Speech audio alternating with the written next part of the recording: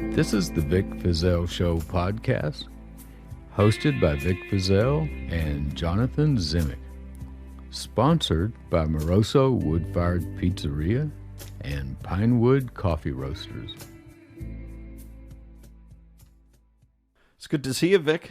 Hi, Jonathan. I told you I'd be back. Welcome back. I'll be back. Yeah, I'm happy to be here, although I had such a wonderful time in Miami. Oh, I know. I saw all the pictures. Yeah, man. I attended the National Trial Lawyers Summit. Some of the best lawyers in the whole United States of America are members of the National Trial Lawyers. And I'm listed in the top 100 national trial lawyers. If you pick up one of their magazines, my name is always inside the front cover. Nice. One of the 100 top trial lawyers of America. I'm very proud to be a member of this organization. We had so many good speakers. Who'd you have? Well, F. Lee Bailey. Oh my that's really God. cool. He was fun to listen to. A lot of good criminal defense lawyers and a lot of good personal injury lawyers. And here at the law offices of Vic Feazell, we do criminal do defense. both. If you can afford us, we do criminal defense, and we do personal injury law. If you've been injured in a car wreck, if you've been blown up in an explosion, if you've had a finger sliced off from a burrito machine, we handled that case, remember? Settled it for I a pretty actually good do. amount.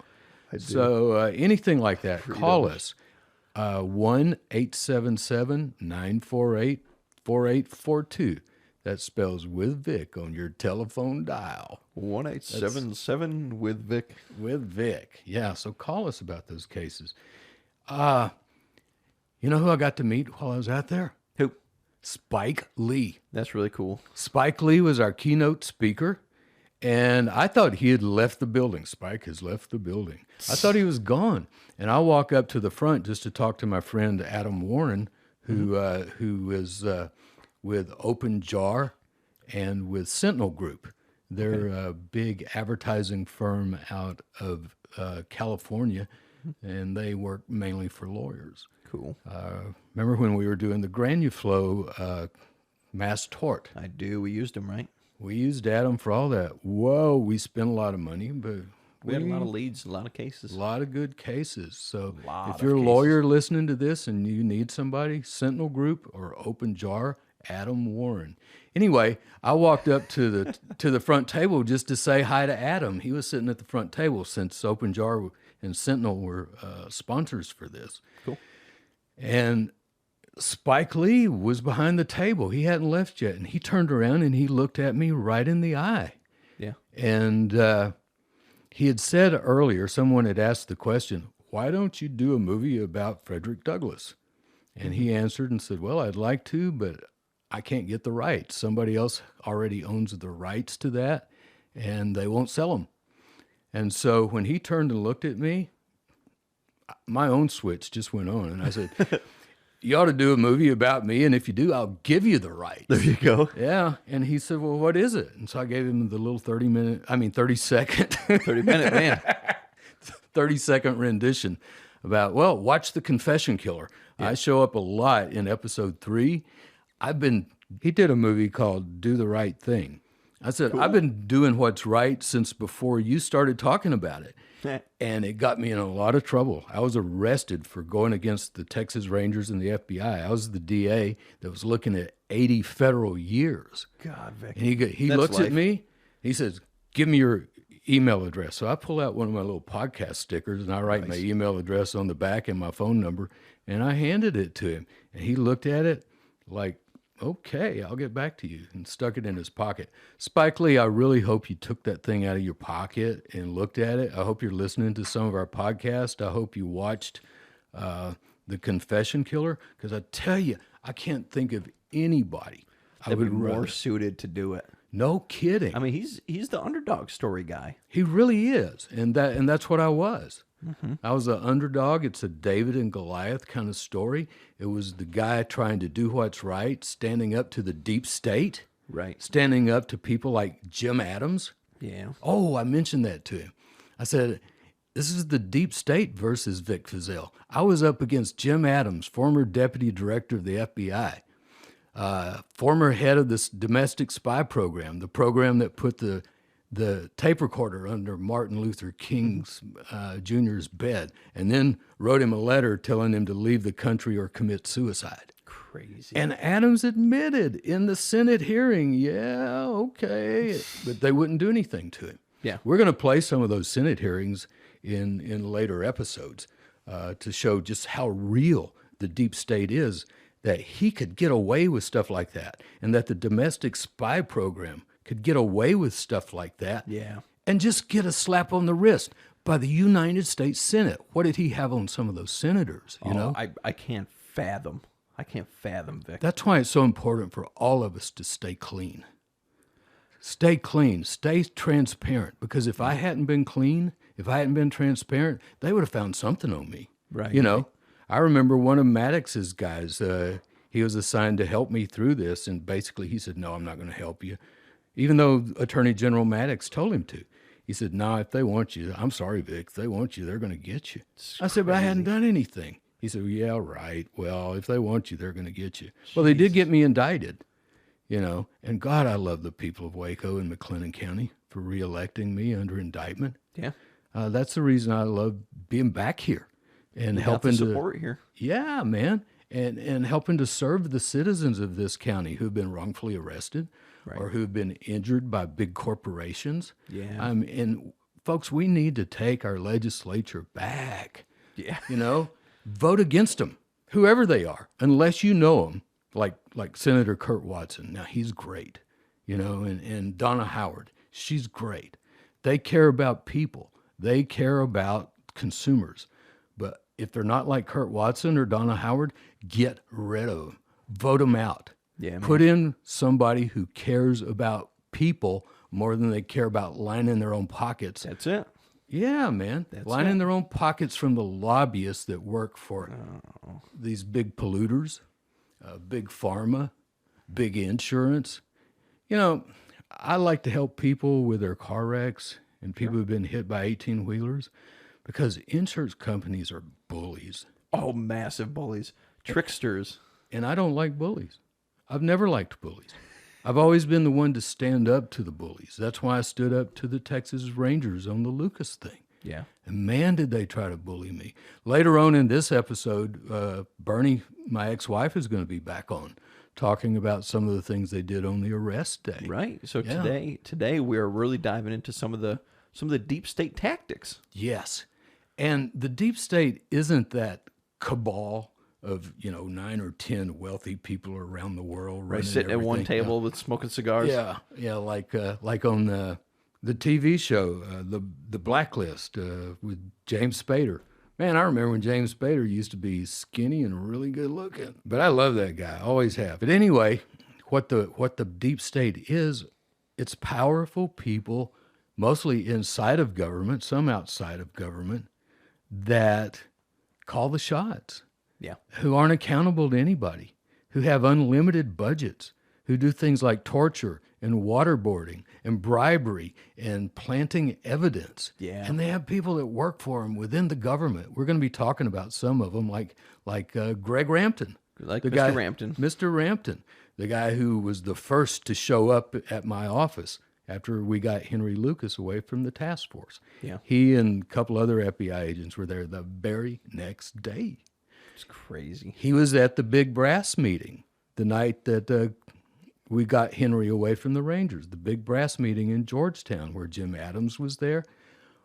Jan Patterson was there, Yep. the assistant U.S. attorney that got me indicted, even though she had to use perjury to get me indicted. That's deep state stuff we'll be getting into later. We've got the grand jury transcript to prove what happened. Yeah. To prove that she knew Exactly what happened in that room. She knew that Ron Border had been involved in getting Charles Duncan to slander me on behalf of Colonel Jim Adams. So anyway, I told Spike Lee about Jim Adams, and man, his eyes got big then. He was interested in that. And the guy that whose organization tried to take out Martin Luther King. Yeah, really. Yeah. And I still have suspicions about whether the FBI was involved in Martin Luther King's assassination. You've got to wonder, Vic. Oh, you've got You've to gotta wonder. because what was that guy's name that killed him? James Earl Ray. He wasn't smart enough to do all that business. Just like, and Hugh Ainsworth isn't going to like me for saying this, but I'll never believe that Lee Harvey Oswald acted by himself. That was a lone shooter. You know? And I agree with you on that. I would just as soon believe that Henry Lucas killed 1,000 people, and we know that didn't happen, as to believe that Lee Harvey Oswald acted alone or that James Earl Ray acted alone. Right. You know, he knew exactly where Martin Luther King was. He had his schedule. He was up there on that roof. He had that high-powered rifle. You know? Yeah. We need transparency, people, and the only way we're going to have it is to get politicians into Congress and into our state legislatures that give a damn about us. Yeah, man. You know, that care about people instead of the deep state and the big money. Yep. And when I say there's not, the deep state isn't 9 or 10 guys sitting around a table, I don't know that for a fact. There might be, but they've got these minions. They all hang out at Bohemian Grove. Yeah. They've got these minions that work for them, that do their dirty work, like Rampton and Adams. And some of them, you just cross them, you make them mad, and they come after you. So anyway, if any of you know Spike Lee, tell him to dig through his pockets and find that podcast sticker and listen, okay? So anyway, the deep state can even operate within your own home territory. Sure. Even within police departments. Sure. Within sheriff's offices. Although I got to tell you, Jack Harwell was a friend of mine. I respect that man so much. He was the sheriff when I was DA. Well, did you say he was one who picked up Lucas, too, from the Rangers? Jack Harwell and Chief Deputy Dan Weinberg. Cool. Drove to Georgetown with a bench warrant from Judge George Allen and picked Lucas up. And before they were back to Waco, the big brass meeting was being called. Wild. Sister Clemmy says there were about 20 people there. She had to sit outside during most of it, but Boutwell would come out and tell her what was going on. And Crazy. She was introduced to a bunch of them. She has testified under oath that Jan Patterson was in that meeting, that Ron Border was in that meeting, that Greg Rampton was at that meeting, and that even Colonel Jim Adams was at that meeting. And that's the one that Sheriff Boutwell came out of and told Clemmy, don't you worry about it, Sister Clemmy. We're going to get Henry back, and we're going to make Vic Feazell wish he had never heard the name Henry Lee Lucas. It's just crazy. So anyway, back to operating within the deep state locally. This is why I've just begged any policemen that are listening to do the right thing and to make your fellow officers do the right thing. Don't violate people's rights. Don't lie to get search warrants. Now, the Henry Lucas grand jury was impaneled in April of 1985, right. April 11th. Right. I was already having trouble with the local police. The local police, right. Especially the drug unit. There were a couple cowboys in that drug unit. And by cowboys, I don't mean that in a good way. I don't mean rodeo people. I mean cowboys like the ones that Wyatt Earp and Doc Holliday had to fight with. Those kind of cowboys. Crooks within the police department. Right. Because they would violate people's rights. They would beat people up. There was one incident where a man in handcuffs was actually shot. Really? Yeah. His name was Michael Wayne Royals.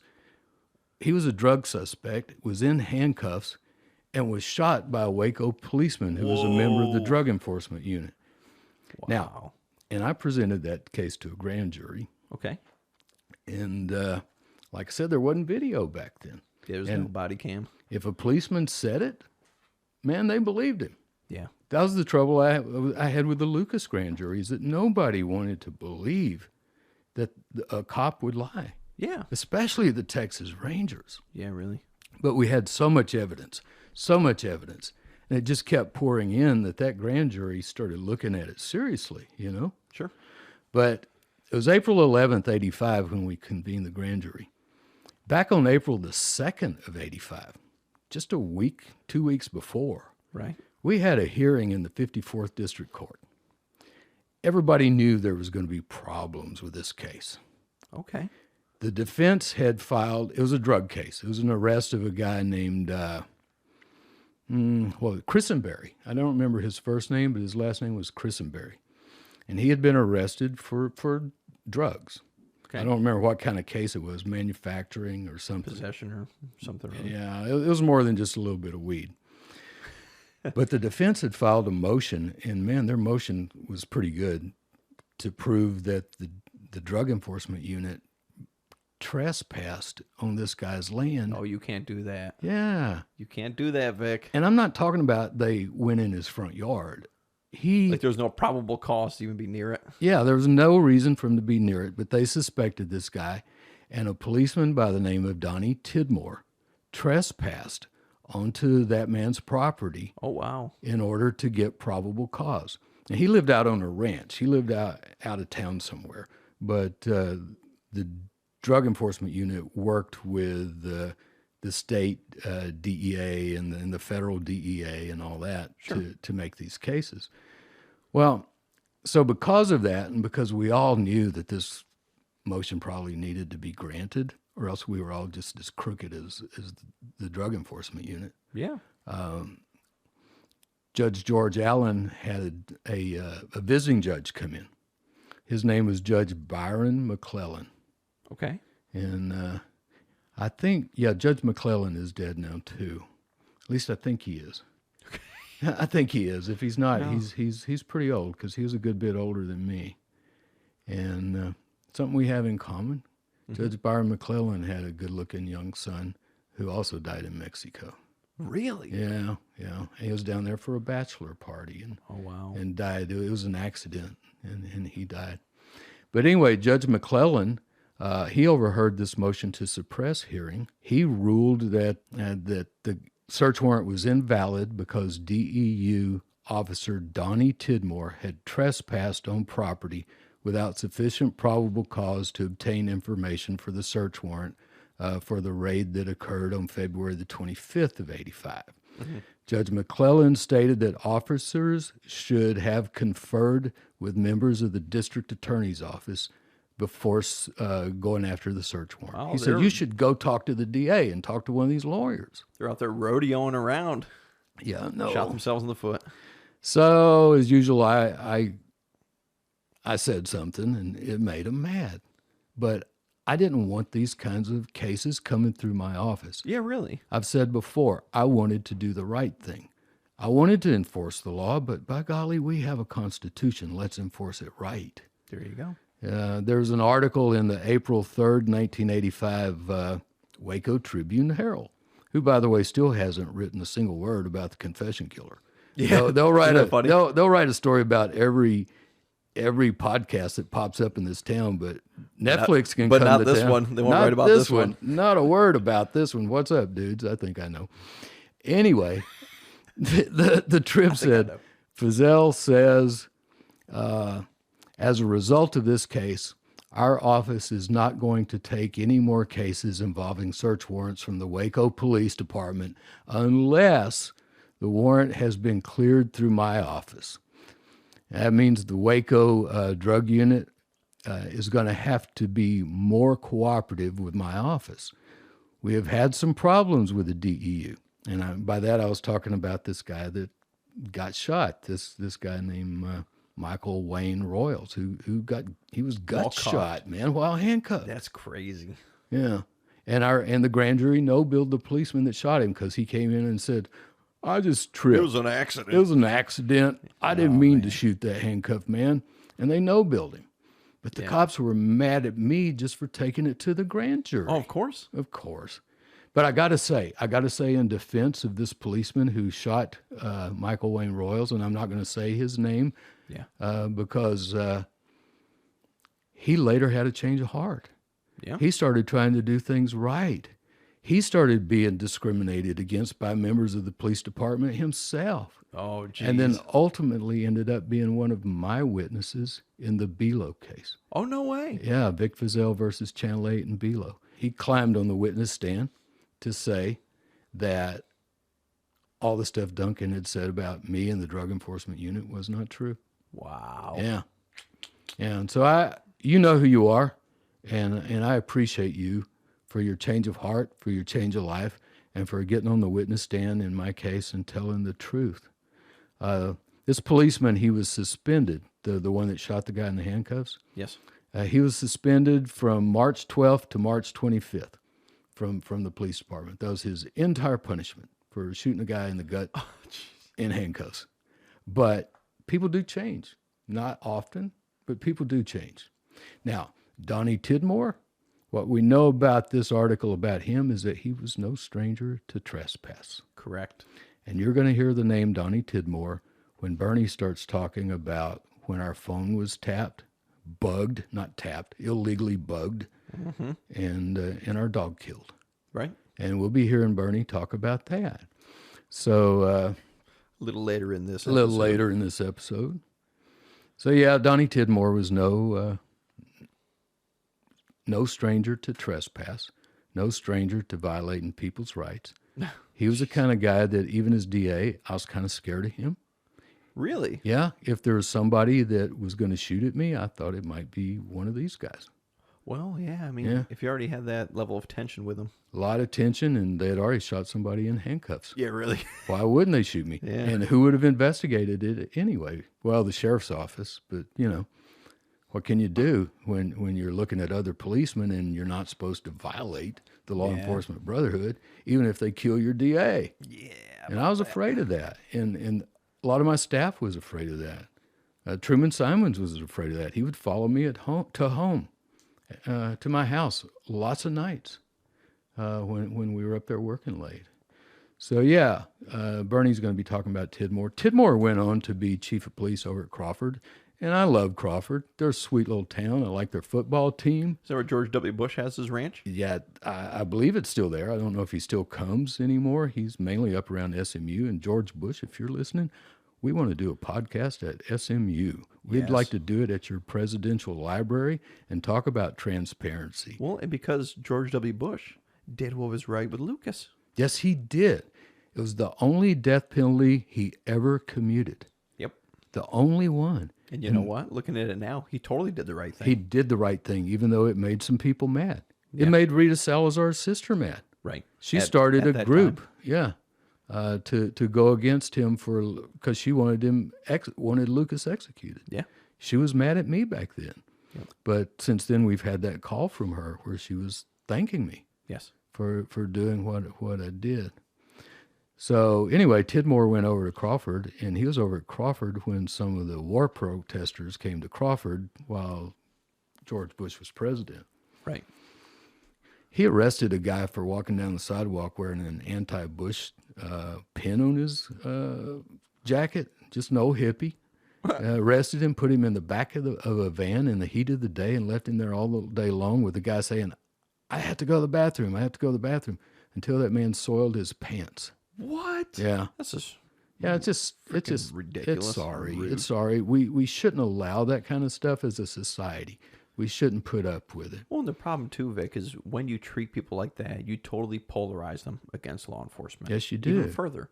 Yes, and you do. That's where you get the radicalization of individuals. Mm-hmm. It's through experiences like that. That's true. And I don't want us going there. Yeah. You know me. I want everybody to love each other. Yeah, man. I do. It's so much easier that way. But people who have done wrong, people who have violated other people's rights, people who are members of the deep state or have been members of the deep state or have done things for the deep state, it needs to be exposed. It needs to be exposed so that we don't continue doing it. Yeah. We live in this age of transparency. Everything is videotaped now. Everything is recorded. You have to just assume it. So don't do anything wrong. Do the right thing. As Spike Lee says, do the right thing. That was one of his first movies. Might have been his first one. I don't know, but I was talking about doing the right thing back before that movie was ever made. You know? So Spike Lee, have the courage to do what's right, not what's easy. Make this movie. Let's go ahead and do it. Let's go ahead and ink a deal. Actually, somebody took a picture of me handing off that podcast sticker to Spike Lee and us talking to each other over the table. I totally saw that. Let's post that. Thanks for leaving me in Texas while you went to sweet Miami, Florida, Vic. Yeah. Oh, God, you did such a good job on that on the podcast, the solo podcast last week. Hey, man. Yeah. I laughed out loud. My wife in the other room said, "What are you laughing at?" I said, "Oh, I'm laughing at Jonathan." Remember that movie Home Alone? That's how it made me feel. Yeah. Hands up against your face. Yeah, you said something like Vixen Sunny in Miami, and he forgot to buy my ticket. You did. And then Gary Richardson hit on a lot of the activity of the deep state during his defense of me. In particular, the public arrest and all the public shaming. Well, and what were the 3 points? It was intimidation. Well, they start with disinformation. They tell lies about you. Right. And then it's intimidation. Right. Killing my dog, bugging my phones, following me around, following my wife, stealing my trash. Everything you can think of. Putting subpoenas on my friends to the grand jury. It got to where nobody wanted to be around us. Yeah. Bernie talks later about, how we didn't even get Christmas cards that year, that people were afraid to even send us Christmas cards, or they might get subpoenaed to a grand jury. So let's join in on that interview. And what was the third point? Oh, the third point. It was disinformation, intimidation, isolation. Isolation. You're hung out there to dry all alone, swinging in the wind. Well, and they thought I was going to commit suicide too, just like they tried to push Martin Luther King to suicide. Right. When we got that profile of me from Quantico after I sued Belo, and I got it through the open records request. And they said, this guy's ego is so weak, he will either flee the country or commit suicide. Well, that's what they told Martin Luther King to do. Either leave the country or commit suicide. God. Yeah. So let's listen to some of the what we talked about. Let's start with what you had to say in Gary on the courthouse steps. Okay. Let's start with that, and let's dive into the deep state. Let's do it. I remember Gary Richardson saying, I was a U.S. attorney, and I have never seen this happen before. If we indicted a public official, we would call his lawyer, or we would call him and say, turn yourself in, because we knew they would, and if they didn't, we could find them, but they always did. He said it was an excessive abuse of power that he had never seen before in his life. Also, I think one of the very unusual situations here is the fact that they had Vic arrested. That is, you might see arrest made on maybe 2% of the cases, maybe 5% of the cases, and then that's an arrest dealing with notorious criminals. I prosecuted probably 50 office holders in Oklahoma, and we never had one arrested. I've never seen anything like it. I believe it's retaliation. Well, they had actually, Greg Rampton was sitting outside of our house waiting for me to leave, because he just pulls in behind me and he let me go to the kettle. He sat out there and let me have enough time to order and to get pancakes, and then he came in and took us out. So they had it planned, and they had it planned for maximum embarrassment, and it worked quite well, because you were on CNN every 18 minutes for 3 days. Yes. Yeah. Also, Greg had gone through the trauma of losing his pet, Spanky. Oh. Tell us about that. That Spanky was a Sheltie. Spanky was just the cutest, tiniest thing. He was just a little tiny collie dog, all miniature, and he went everywhere with us. And Greg couldn't pronounce an S because he'd call him Frankie. Yeah. And he was just a little harmless dog, but back then they didn't have technology like they do now, and they would climb our telephone pole with what they called rooster spurs, so that they could put their foot into the wood of the post and climb up to where the wires were. And then they would separate the main wire, cut the main wire, and then they had a way of separating out the colors of the wires. And the color of our wire to our house was violet. And they would take what they call a butt phone, which people don't even know what a butt phone is anymore. It's a phone with clips, like alligator clips. And you've learned all this from the AT&T or Southwestern Bell, whoever it was, guy who climbed up there and checked it. And that man came and testified at my trial that wire was just totally eaten up. It had been clipped so many times. And he was a wonderful man. He was a darling man. And he was so angry. And after he told the Rangers, or after he testified for us, they threw him out as an honorary Ranger. They did. They said, "You're not an honorary Ranger anymore." He said he didn't care. And he had always been a fan of the Rangers until then. And then after he told them what he thought about it, they threw him out. And that had been confirmed by his supervisor, who came out and climbed the pole too, just to make sure. We have video actually of him as he's walking up the sidewalk in front of the federal courthouse to testify. The most interesting testimony came from a former Southwestern Bell employee who said he was called to the Feazell home on at least 4 occasions. Each time he found evidence of illegal wiretaps. He was funny. Oh God, I liked him. And it was really amazing and refreshing to me, because when I called him and told him what I suspected and what was happening, I thought for sure he would just consider me to be crazy. But he didn't. He took it seriously. He came out, and I remember he handed me an envelope filled with slivers of wood from our back post. He said, "They're going to have to replace your post back there." He said, "They've been climbing up and down them so much. Look at all the wood I picked up." Yeah. And he had those big slivers of the telephone pole that were laying all around it. I recall that. He showed it to us. Yes. And then one day, it was funny because you could hear it click. I could be talking to people, or I would pick up the phone and I would hear a click. And you could hear, it was almost like a little different dimension. You could hear that there was air or some space in the line.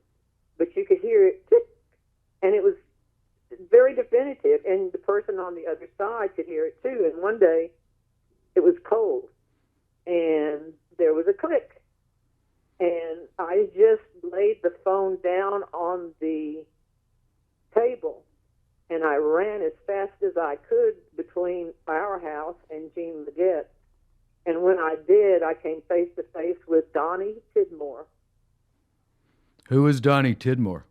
Donnie Tidmore was Waco PD. He was DEA. He was really mean.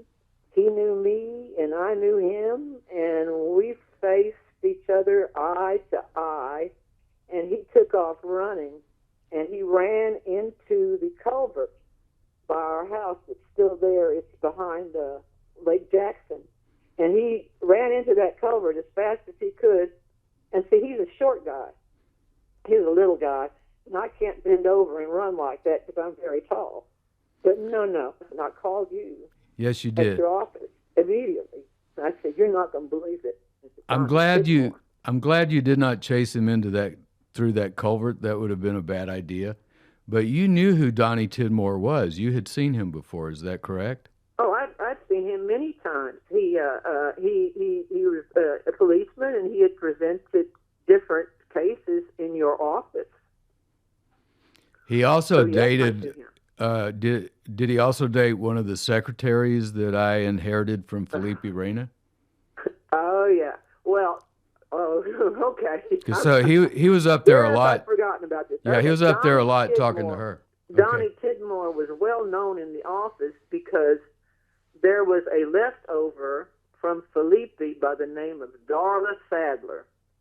And Darla was a good-looking old girl, and Darla got around. And I'll never forget it because whenever Gary's from Oklahoma, so Gary had his own accent, and when he'd say her name, he'd say Darla. Yeah. It was funny. And Darla and Donnie Tidmore had an affair, and everyone knew it. and his nickname around the office was Cuffs, Cuffs, because Darla would talk about how much he likes for her to handcuff him to the bed. So we teased him and called him Cuff, which probably didn't help much, but we did. And I believe when he was on the stand, Gary said, "Do you have a nickname? Have you ever been called Cuffs?" And I remember the whole place just laughed so much. I remember how red his known face as. got. Yeah, his face got really red. I think he lied and said no. Or maybe he Yeah, said well, yes. I don't remember. But I remember how red his ears got.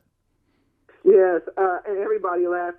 And another thing was that was really funny that Jay and I have been talking about was the first day of the trial. They had Ron Boyder up there, and they asked Ron Boyder some questions about you, and he said, out of the blue, and still amazes me, he said, "Well, I've talked to Vic Feazell, and I told him that I wasn't the one who killed his dog."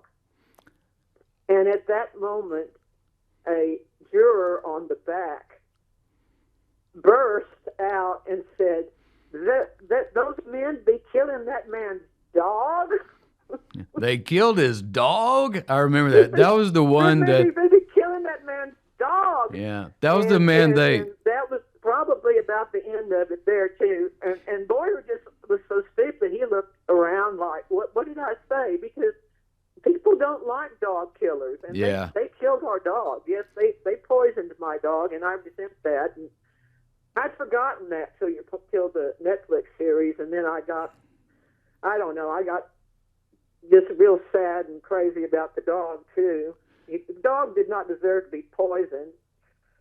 God bless him. All he did was bark at them, But they couldn't crawl up and down the phone pole without him seeing them, and he barked. So they killed him.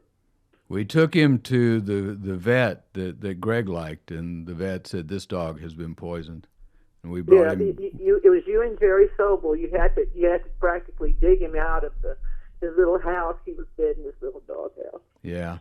And then we brought him back to the house, and Jerry and I buried him in the backyard.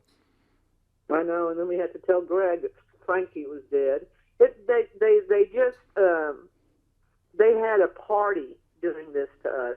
Everything was a party for them back then. They enjoyed what they were doing. They would sneer at you. They would pick on you. They would laugh at you. They would ask you stupid questions. They would say, "You got a washer and dryer?" Yeah, like you had stolen. It was an incredibly horrible time to spend 4 hours with them. They were trying to find anything that we had paid cash for, and we had paid everything out on credit, You used to write checks at the grocery store for $10 over so you could have some cash. I remember that. Yeah, and then, well, thank you for not mentioning all the hot checks I wrote. I was just now getting ready in my head for you to say, and you wrote a few hot checks, you remember? Yes, I remember that. I only remember one, and it was a mistake, and you promised me you'd never do it again. And it wasn't like you were prosecuted or anything. We paid the bank back immediately. I recall that we were both interviewed by 60 Minutes. Part of that was in the documentary. Vic Feazell and his wife, Bernie, say that since the investigation, they have been subjected to undercover surveillance. They say there was evidence of an illegal wiretap at the telephone lines behind their house. And Mrs. Feazell says she surprised a man back there who ran into a drainage tunnel, a man she recognized. She had recognized him as one of the men she had seen drive by the house before. She also recognized him because she had seen him in my office before, presenting cases. He is with a law enforcement We were agency. asked about the guy climbing the pole, but you and I had a discussion that we were afraid at that time to mention Donnie Tidmore's name because we were both afraid we would be killed. But God, yeah. Well, and it wasn't just there wasn't just Tidmore. Donnie Tidmore was just one little tiny man. He wasn't even that big. He was mean. But the problem was once you bucked Tidmore, you had all of them, because they are and they were the brotherhood. That's and what it was one for all and all for one. And we had people that you had done their marriage ceremonies. We had people who had come to our house at Christmas parties. And then once this happened, they would have shot us on sight if they could have gotten away with it, and you could see it in their eyes. The brotherhood meant all. Yeah, I've nothing else did. I've talked in this podcast about when Cappy Eads, the DA of Bell County, made me drive down there thinking that he had some information for me. And he had me sit out in the lobby for an hour and then brought me in to tell me I can't be your friend anymore, Vic, because you violated the law enforcement brotherhood. Right or wrong, you should not have done that. I remember coming back home and telling you about that. Yeah, and then we went to a DA's convention in California, in San Diego, where everyone shunned you, including that awful, mean Andy Shuvaloff, who had been our friend. Yes, I remember we had that. Lots of friends. Do you remember? We didn't get a Christmas card from anyone that year. Well, we didn't get a Christmas card from anyone in law enforcement. We still got some Christmas cards, even from some of our Jewish friends, because they felt sorry for us. We got some Christmas cards, but not from any law enforcement. And we lost a lot of our regular friends, too, because it was part of their strategy. Disinformation, intimidation, isolation. And they were isolating us. This is the Vic Feazell Show podcast, hosted by Vic Feazell and Jonathan Zimick. Sponsored by Moroso Wood-Fired Pizzeria and Pinewood Coffee Roasters. That was a good one, Jonathan. That was a good one, Vic. And for all of our listeners, we have new email addresses. You can still get us at Promo with Vic, but we have 2 new ones.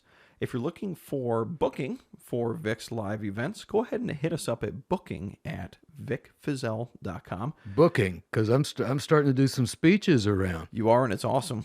And as a matter of fact, if you want to see Vic speaking, you can go to our YouTube channel where we just posted up his Laguna Hills speech. It's awesome. I'm enjoying it. I really am. Getting the calls. Getting a lot of calls.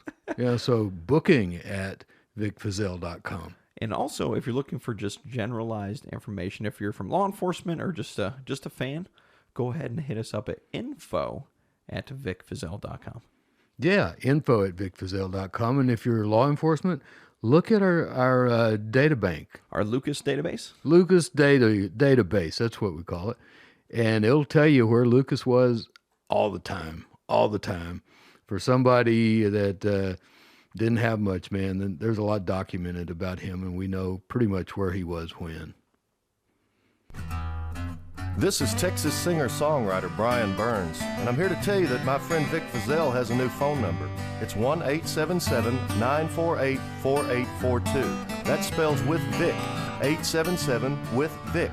Now, we hope you're never in a car wreck, friend, but if you are, don't call for just any lawyer. Call for Vic Feazell at 877 with Vic. With principal offices in Waco and Austin, Texas.